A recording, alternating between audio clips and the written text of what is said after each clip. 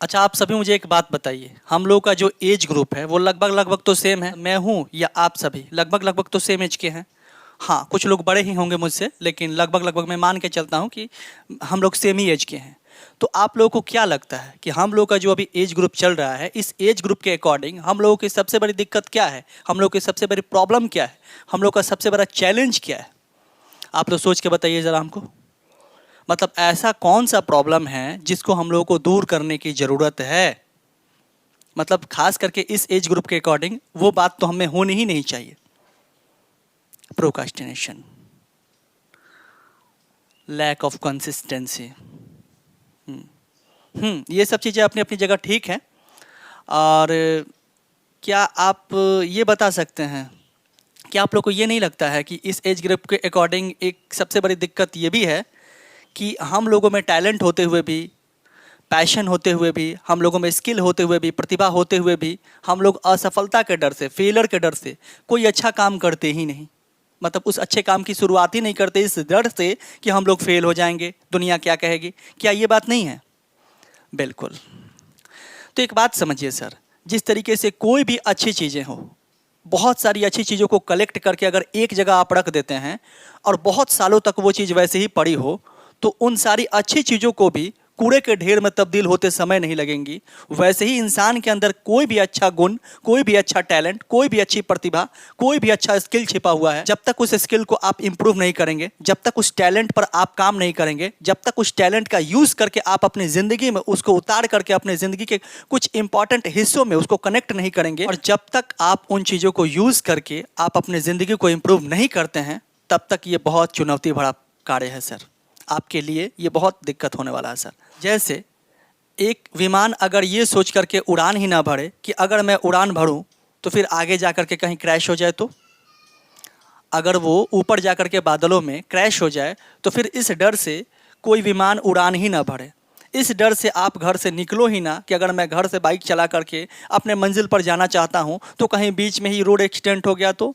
इस डर से आप पढ़ाई ही ना करें कि कहीं मैं फेल हो गया तो। इस डर से कोई अच्छा काम ही ना करें कि इस डर के वजह से कि आप फेल हो गए तो। इस डर को अपने ऊपर हावी कर लेने से आप अपनी ज़िंदगी में कितने पीछे रह सकते हैं, किसी अच्छे काम को करने से कितना हद तक आप वंचित हो सकते हैं। समझने वाली है बात कि नहीं? तो देखिए, जो होना है हो के रहेगा, लेकिन ये बात आप तब कह सकते हैं जब आप अपने तरफ से अपना 100% दे चुके होते हैं। लोग कहते हैं ना कि मतलब कुछ ना करने से कुछ करना बेटर है, और ख़ास करके कुछ करने और ना करने की बात यहाँ नहीं है। अगर आपके अंदर कोई स्किल है तो जब तक उस स्किल को आप स्केल अप नहीं करेंगे, जब तक उस स्किल पर आप रोज़ काम नहीं करेंगे, जब तक उस स्किल को कंसिस्टेंसी के साथ नहीं जोड़ेंगे, तब तक आप अपनी ज़िंदगी में क्या कर सकते हैं बताइए? कुछ भी अच्छा कर सकते हैं? कुछ अच्छा अचीव करने की कोशिश कर सकते हैं? नहीं। जब तक आप कैलकुलेटेड रिस्क नहीं लेंगे, जब तक आप अच्छे तरीके से उन चीज़ों को यूज़ करके अपने लाइफ में एग्जीक्यूट करके अपनी ज़िंदगी को बदलेंगे नहीं, जब तक आप उन चीज़ों से कुछ अच्छा अपने लाइफ के लिए नहीं निकालते हैं, तब तक उन चीज़ों का कोई मोल है? बाद में उनका भी वही हाल होगा जो उस कूड़े के ढेर का उदाहरण में हमने समझा था। मतलब कि अच्छी चीज़ें भी अगर कुछ समय के लिए रख दिया जाए तो वो चीज़ें भी कूड़े के ढेर में तब्दील हो जाती हैं, है ना?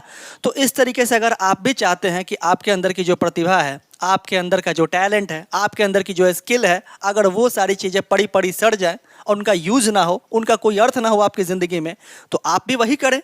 चुपचाप से उन चीज़ों को बस साइलेंटली अपने अंदर दबा के रखें और उनका यूज़ ना करें। तो मुझे जो इस एज ग्रुप के अकॉर्डिंग सबसे इंपॉर्टेंट बात लगी ना, वो ये लगी कि चाहे कुछ भी हो जाए, लेकिन अपने अंदर का जो पोटेंशियल है इसका मैं 100% इस्तेमाल करूँगा।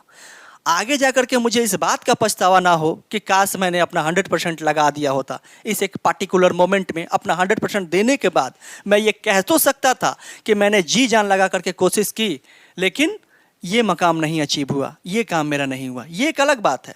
बट अगर आपने कोशिश ही नहीं की तो फिर आपके अंदर तो जीवन के हर एक हिस्से में इस बात का मलाल तो होगा ना सर कि काश मैं थोड़ा और कोशिश कर लेता, काश मैं थोड़ी सी मेहनत और कर लेता। इस बात का जो पछतावा है ना, अगर आप अपने मन के अंदर इस बात को लेकर के नहीं जीना चाहते हैं तो जी जान लगा करके कोशिश कीजिए सर। इस एज ग्रुप में जो सबसे इंपॉर्टेंट चीज़ है वो क्या है? कैलकुलेटेड रिस्क लेना, है ना? मतलब कैलकुलेटेड रिस्क लेने का मतलब क्या कि मतलब ऐसा रिस्क जो ना तो बहुत ज़्यादा बड़ा हो ना बहुत ज़्यादा छोटा हो। मतलब आपके एज ग्रुप के अकॉर्डिंग, आपके पोटेंशियल के अकॉर्डिंग, आपकी सिचुएशन के अकॉर्डिंग, आपके डिसीजन मेकिंग के अकॉर्डिंग जो चीज़ें थोड़ी सी रिस्की भी हो और जो चीज़ें इतनी भी रिस्की ना हो जिसके वजह से इस एक रिस्क को लेने की वजह से आपकी ज़िंदगी ही दांव पर लग जाए। तो मतलब थोड़े बहुत रिस्क लेकर के, थोड़े बहुत हार्ड वर्क करके, थोड़े बहुत पेशेंस रख करके, इन चीज़ों को प्रॉपर तरीके से यूज़ करके आप अपनी ज़िंदगी में आगे बढ़िए।